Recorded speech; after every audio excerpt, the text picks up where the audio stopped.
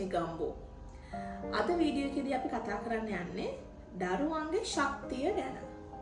We are going to talk about the strength a child should have. So, මම ඉස්සෙල්ලාම නිදසුනක් ගන්නම්.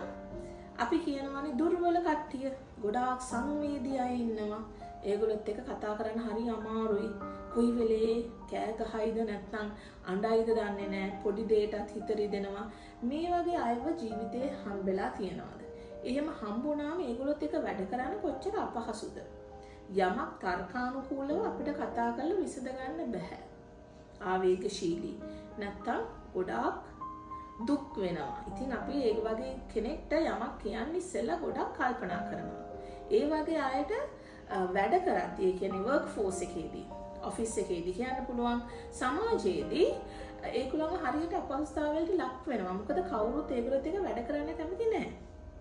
ඉතින් මේ වගේ පුද්ගලයන් නිර්මාණය වෙන්නේ ඇයි? ඇයි මේ වගේ පුද්ගලයෝ ඉන්නේ?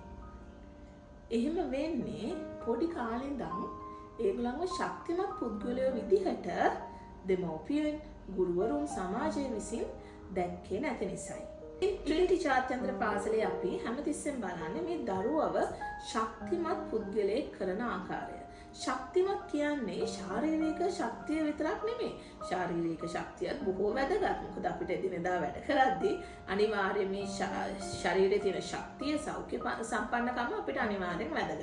ඒත් එක්කම අපේ මානසික ශක්තියත් හරිම වැදගත්. දරුවෙක්ට යමක් දරාගන්නේ කොහොමද? ඒ දෙයට හරියට මූණ දෙන්නේ කොහොමද?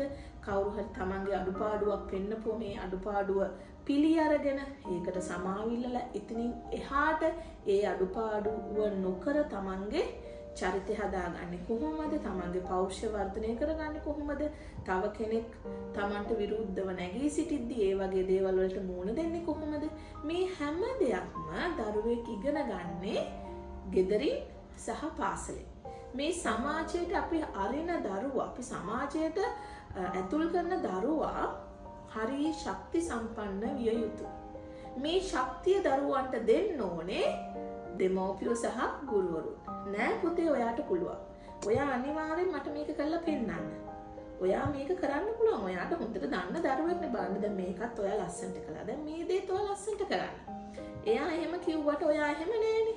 ඔයා තමන්ගේ පෞරුෂයෙන් නැගී සිටින්න. ඔයා මේ ප්‍රශ්නේ විසඳන්න. ගිහිල්ලා මේක මෙයත් එක්ක කතා කරන්න. ඇයි මට එහෙම කළේ කියලා අහන්න. අහලා මේ ප්‍රශ්නේ විසඳ ගන්න. අපි මේ දේවල් අපි දරුවට දෙන්න ඕනේ. නැතුව අපිම ඇතට පැනලා දරුවාගේ ප්‍රශ්න විසඳන්න ගියොත් දරුවා ජීවිත කාලෙම බලාපොරොත්තු වෙන්නේ මේගොල්ලෝ මගේ ප්‍රශ්න විසඳයි. ඒ කවදා හරි දවසක දරුවාට තනියම සමාජයට මුහුණ දෙන දවසට ඒ දරුවව සමාජය විසින් දුර්වලයෙකු ලෙස හඳුන්වනවා. මොකද ඒ දරුවට, ඒ පුද්ගලයාට තනියම තමන්ගේ ප්‍රශ්න විසඳගන්න බෑ. අද සිට ශක්ති සම්පන්න පුද්ගලයෙක් කරන්න පුළුවන් තරම් දරුවට තමන්ගේ දේ තනියම කරගන්න උගන්වන්න. මේ තනියම කරනවා කියන එක කියන්නේ දරුවට උදව් නොවී ඉන්න එක නෙමෙයි. දරුවට උදව් වෙන්න යම් තාක් දුරට දරුවට ඔප්පු කරන්න, දරුවට ඒක තනියම කරගන්න පුළුවන්. මේ තනියම කරගන්න දේ තුළ දරුවන්ගේ පෞරුෂය සහ ආත්ම විශ්වාසය ගොඩාක් ගොඩ නැගෙනවා. ඉතින් සමාජයට මුදා හරින දරුවාව ඉතා ශක්ති සම්පන්න, හොඳ පෞරුෂයකින් හෙබි